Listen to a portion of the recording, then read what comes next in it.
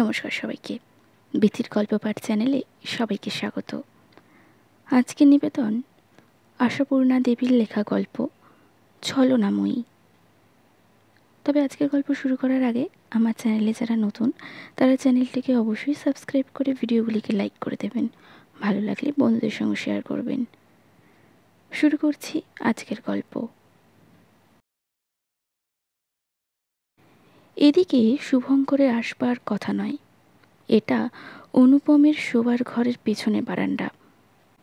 এ বাড়িতে এই 7-8 মাস অবস্থানকালের মধ্যে কবে যেন সন্ধ্যায় একবার মাত্র এ বারান্দায় বসেছিল শুভঙ্কর অনুপমের আহ্বানে। এই অল্প পরিসর বারান্দাটুকুতে দুখানি চেয়ার এনে পেতে বসার ঠাঁই হয় না। সরু দুটি মাদুর বিছিয়ে বসে ডাক হাঁক করছিল অনুপম। এই এখানে অন্ধকারে এসে বস না, একটু দিব্যি হাওয়া দিচ্ছে, সবসময় চোখে আলো ভালো লাগে না। সেই একদিনই। আর আজ শুভঙ্কর এদিকে এসেছিল আলো দেখেই।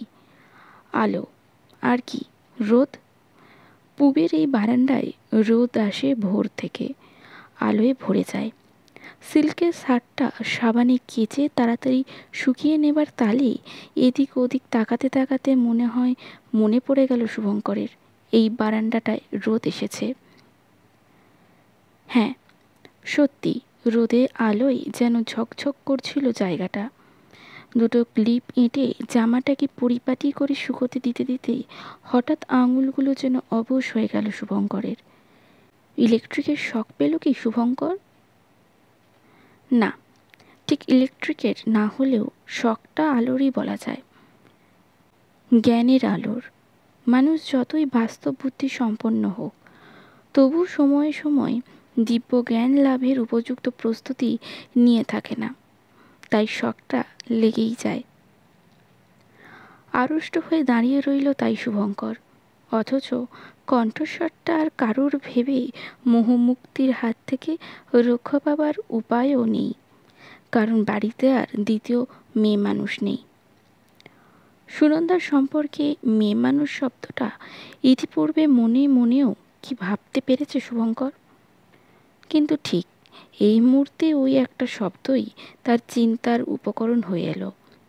বাড়িতে তো আর কোনো মেয়ে মানুষ নেই, কিন্তু থাকলেই কি সে যেই হোক অনুপমের সঙ্গে এই সুরে কথা কইত, ঝংকার দিয়ে বিরক্তির চরম প্রকাশ করে বলে উঠত, তাহলে তুমি বলতে চাও চিরকাল তোমার বন্ধুর রাঁধুনিগিরি করি আমি, কেমন?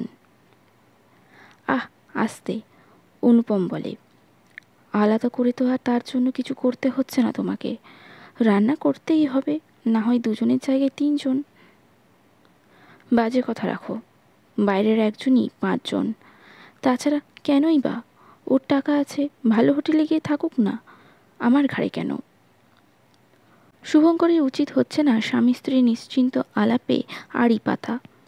দ্রুত সরে যাওয়াই উচিত শুভঙ্করের, কিন্তু নড়তে না পারলে, হাত আর পা অসাড় হয়ে গেলে? দিব্যজ্ঞানের আলোয় হাত পা অসাড় হয়ে গেছে শুভঙ্করের, শুধু মনটা যেন অসীম শূন্যে হাতড়াচ্ছে। সব মিথ্যে, সব মিথ্যে। শুধু সত্য কক্ষ কঠোর নির্মম বাস্তব, সত্য শুধু ঝুনো সংসারীদের নির্লজ্জ ফতোয়া, যারা বলে গেছে নারী ছলনাময়ী, বলে গেছে নারী অমৃতে গরল। সুনন্দার ফুলের মতন ফুটে ওঠা হাসি দেখেছে শুভঙ্কর, দেখেছে তার আলো জ্বলা উজ্জ্বল দৃষ্টি, দেখেছে শুভঙ্করের প্রতি তার সদা সতর্ক দৃষ্টি, তার সুবিধা বিধানের জন্য আপ্রাণ চেষ্টা, সে সমস্তই ভুয়ো। শুভঙ্কর একটু তৃপ্তি করে খেলে সুনন্দার মুখে যে পরিতৃপ্তির কোমল লাবণ্য ফুটে উঠতে দেখেছে শুভঙ্কর, সেটা বিরক্তির চাপবার আবরণ মাত্র। শুভঙ্কর তাকে দিয়ে রাজনীগিরি করিয়ে নিচ্ছে। এই বিষাক্ত বিরক্তি গোপন করে ব্যগ্র হয় সুনন্দা শুভঙ্করকে একটু বেশি মাত্রায় খাওয়াতে পারার জন্যে। সত্যি তাহলে সমগ্র পৃথিবী জুড়ে শুধু নাগিনীরা চারিদিকে ফেলিতেছে বিষাক্ত নিঃশ্বাস। কিন্তু শুধুই কি নাগিনীরা? পুরুষও কি কম বিষাক্ত হতে পারে? না, ওরা অবশ্যই টের পাচ্ছে না যে শুভঙ্কর এখানে বিদ্যুৎ হদের মতো দাঁড়িয়ে আছে। ওরা নিশ্চিন্তেই আছে, শুধু বলেছে তো কথাগুলো, মুখ দিয়ে বার করেছে তো। অনুপমের গলা চড়া নয়, তবু সে মৃদু চাপা স্বরটাই বাজের শব্দের মতো লাগলো শুভঙ্করের। যখন অনুপম বলল, আহা, আর একটা দিকের প্রতি একেবারে চোখ বুলোচ্ছ না কেন?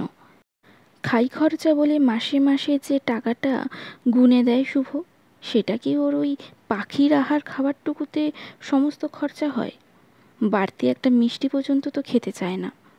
বলতে গেলে সবটাই তোমার আঁচলে উঠেছে। পৃথিবী কেন দ্বিধা হন না? কোটি কল্পকালের মধ্যে একবার মাত্র একটি সন্তানের লজ্জাভাব বহন করেই মাতা বসুমতী নামটি কায়েম দখল করে গেছেন কেন পৃথিবী? অনন্তকাল ধরে আরও কত কত লজ্জা স্তূপীকৃত হচ্ছে তার মাটিতে, সেগুলি তবে কোথায় চাপা পড়বে যদি তার কোনোদিনই দ্বিধা না হন তিনি? না, পৃথিবী আর দ্বিধা হন না, শুধু মানুষই সততা বিদীর্ণ হয়ে যায় মানুষের নগ্ন নির্লজ্জতায়।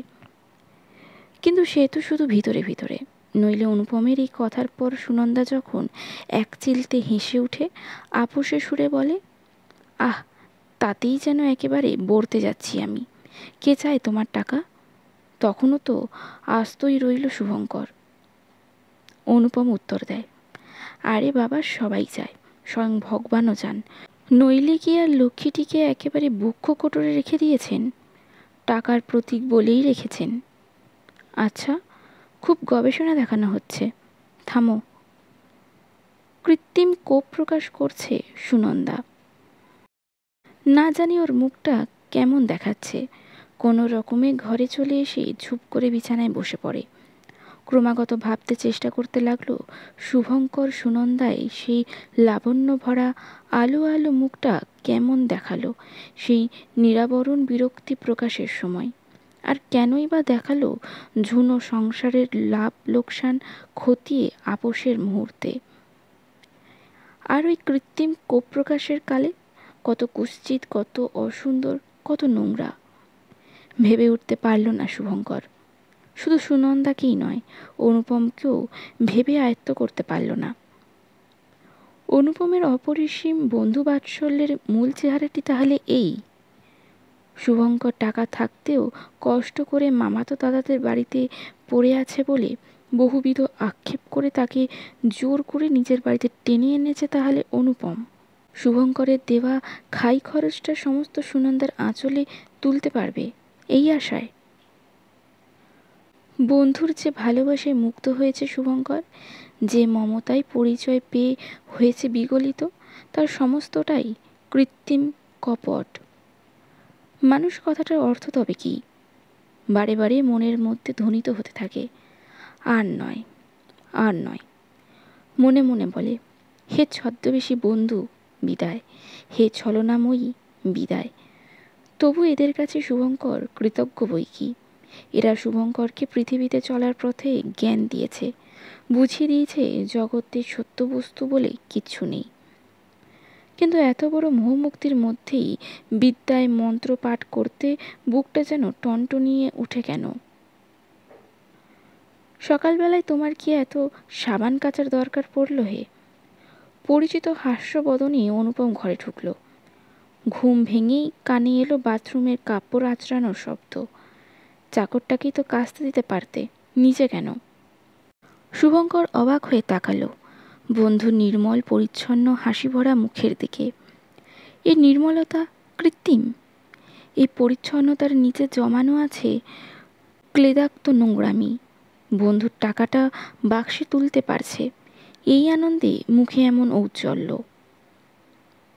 কিন্তু অবাক হয়ে তো আর অনেকক্ষণ তাকিয়ে থাকা যায় না, তাই শুভঙ্কর নিজে সামলে নিয়ে বলে, নিজের ভার নিজে বহন করাই তো ভালো, তাই নয় কি? এই যে নিজের দায়টি তোমার উপর চাপিয়ে রেখে নিশ্চিন্ত হয়ে বসে আছি, এটাই কি উচিত? তার মানে? একটু কি চমকালো অনুপম? মানি আর কি, শুভঙ্কর বলে। অনেক দিন তো ভোগালাম, এবার সস্থানে প্রস্থান করছি। সস্থান? তোমার সেই মামাতো দাদাদের বাড়ি? বিষয় প্রকাশ না করে উপায় কি অনুপমের? মামাতো দাদাদের বাড়িতে শুভঙ্কর যে কি যন্ত্রণায় ছিল তা তো অনুপমের অবিদিত নেই। শুভঙ্কর মৃদু হেসে বলে, ক্ষতি কি, ক্ষতি কি? যে কোনো কোথাও থাকলেই হলো। তাই যদি, তবে এখানটাই বা হঠাৎ কণ্টকসজ্জা হচ্ছে কেন? অনুপম সন্দিগ্ধ কণ্ঠে বললে, কণ্টকসজ্জা কেন, রাজসজ্জাই। তবে সেটাও 12 মাস হজম করা তো শক্ত হে। হয়তো শেষ পর্যন্ত মামার বাড়িতেই না, কোনো মেষ বাড়িতেই অবস্থান করব। অনুপম সহাস্য হাসি থামিয়ে গম্ভীর হয়ে গিয়ে ব্যগ্র ব্যাকুলতায় বলে ওঠে, শুভ, আমাকে একটা সত্যি কথা বলবি? সত্যি বলে যদি জগতে কিছু থাকে? হেসে ওঠে শুভঙ্কর, হেয়ালি রাখ, বল সত্যি করে। সুনন্দা কি তোর মনে আঘাত লাগার মতো কিছু বলেছে? এক এক সময় তোর মাথায় ভূত চাপে কি না? চল ভাই, ও কিছু বলেছে কি না? কি আশ্চর্য, আমাকে আবার কি বলবেন তিনি? কিচ্ছু না, কিছু না। তবে তুই এসব বলে চলে যাওয়ার টাওয়ার কথা তুলছিস কেন? এই দেখ, চিরকাল তোমার বাড়িতেই বা থাকবো কেন? বলে হেসে ওঠে শুভঙ্কর, ব্যঙ্গ হাসি। মনে মনে বলে, থাকলে অবশ্যই তোমার একটু সুবিধেই হয়, তাই তোমার এত অবিচলন। কিন্তু না, আর না। অনুপম মাথা নিচু করে কি যেন ভাবে, তারপর বলে, যাক ভাই, আমি বুঝতে পেরেছি সুনন্দাই কোনো সময় কিছু বলে বসেছে। কিন্তু তুই তুই শুভ সেটুকু ধরেই আমাকে ত্যাগ করবি? কি মুশকিল, এতে আর ত্যাগের কি হচ্ছে? আর আমি তোমার কাছে থাকলেই বা তোমার কি লাভ? অনুপম মাথা তুলে বলে, কি লাভ সে কথা মুখে স্পষ্ট করে বলতে গেলেই তো জলু আর নাটুকে, কিন্তু না বললেই কি তুই বুঝবি নে? কি জানি ভাই, আমার বোধশক্তিটা একটু কম। অনুপম উঠে দাঁড়িয়ে বলে, বুঝতে পারছি আজ তোর কোনো কারণে মন ভালো নেই, কিন্তু চট করে কোনো সিদ্ধান্ত করিস নে, এই অনুরোধ। শুভঙ্কর আর একবার বন্ধুর মুখের দিকে তাকায়। আশ্চর্য, কিছুতেই কেন কোনো মলিনতা ধরা পড়ছে না। অনুপম যে এমন পাকা অভিনেতা, এই কথা তো কোনো দিন বোঝেনি শুভঙ্কর। ওই শঙ্কিত দৃষ্টি, ওই আবেগপূর্ণ গাঢ় কণ্ঠস্বর, ওই পবিত্র মুখচ্ছবি, সমস্তই অভিনয়। আর্থিক ক্ষতির আশঙ্কাতেই এত ব্যাকুলতা অনুপমের। শুভঙ্কর কি প্রশ্ন করবে? বলবে, অনুপম মাসে কটা টাকাই বা বাঁচিয়ে জমাতে পারো, তার জন্য এত ব্যাকুলতা কেন? না, মুখে বলা যায় না, কিন্তু মনে মনেও আর বলা যাচ্ছে না কেন? অনুপমের ব্যথিত মুখটার সঙ্গে সেই কথাগুলো মিলাতে পারা যাচ্ছে না বলেই কি? হঠাৎ এই স্তব্ধতার উপর আছড়ে পড়ল বসন্ত বাতাস। এসে পড়ল সুনন্দা, দুই বন্ধুর প্রাতরাশ হাতে নিয়ে। কি হলো, দুজনে দুটি পেচক অবতার হয়ে বসে আছো যে? হরিনাম করছো নাকি মনে মনে? অনুপম একবার হাঁ করে সুনন্দার মুখের দিকে তাকিয়ে দেখে, তারপর মনে মনে হাসে। ঠিক চালটি দেওয়া হয়েছিল। শুভঙ্করের দেওয়া টাকার অঙ্কটা নতুন করে মনে পড়িয়ে দেওয়াটাই রাগ ঝাল সব ঠান্ডা হয়ে গেছে সুনন্দার। মেয়ে মানুষ তো, সার বোঝে সংসার। সংসারে 2 পয়সা এলে কি সংসারে কিছু সাশ্রয় হলেই গলে একেবারে গঙ্গা জল।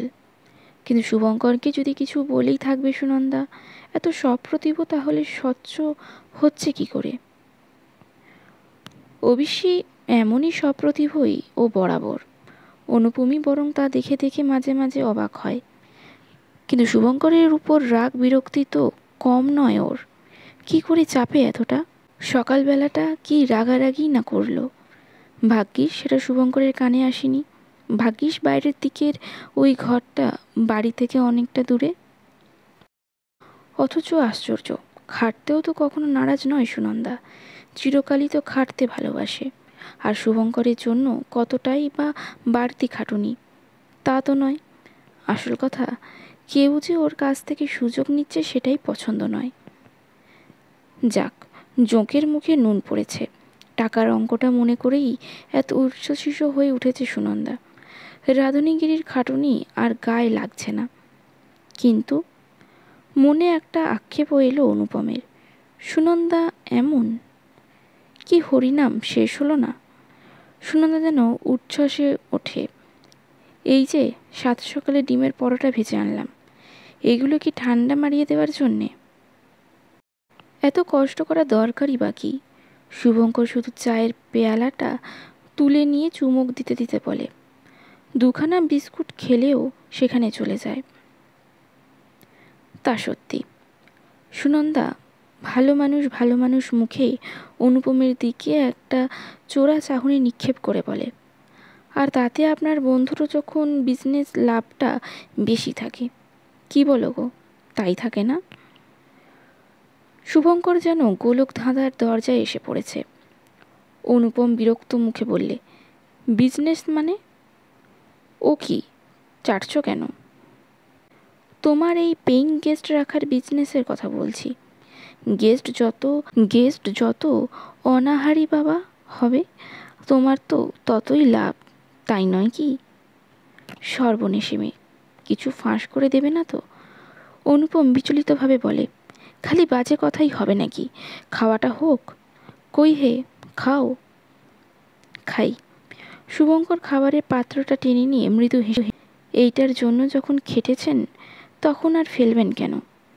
তবে জানিয়ে রাখছি, এই আহারের পর পরবর্তী আহারের প্রয়োজন আর আয়োজন করবেন না। পালাবো। পালাবেন কোথায়?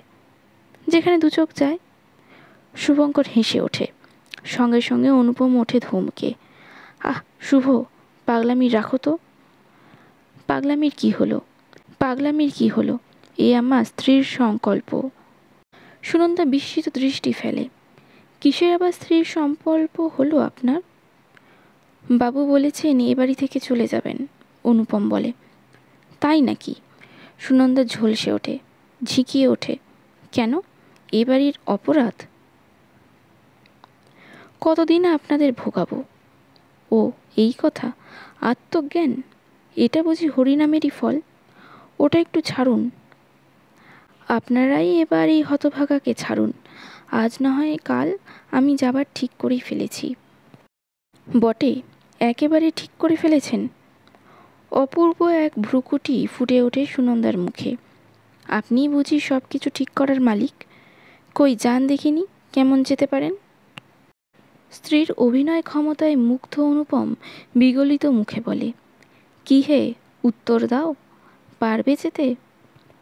শুভঙ্কর তাকিয়ে আছে সুনন্দার সেই গম্ভীর অর্থরহ রহস্যময় হাসি ভরা মুখের দিকে।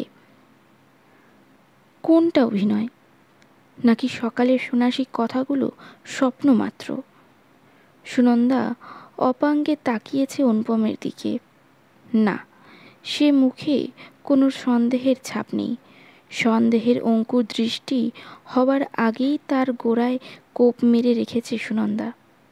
আর ভাবনার কি আছে?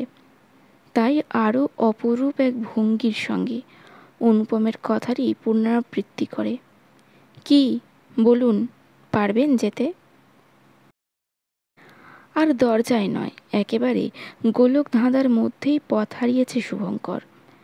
তাই বুঝি হতাশভাবে বলে, কই আর পারছি। আজকের গল্পটি কেমন লাগলো কমেন্টে অবশ্যই জানাবেন। ভালো লাগলে একটি লাইক করবেন, বন্ধুদের সঙ্গে শেয়ার করবেন এবং আমার চ্যানেলে নতুন হয়ে থাকলে চ্যানেলটিকে অবশ্যই সাবস্ক্রাইব করবেন। নমস্কার।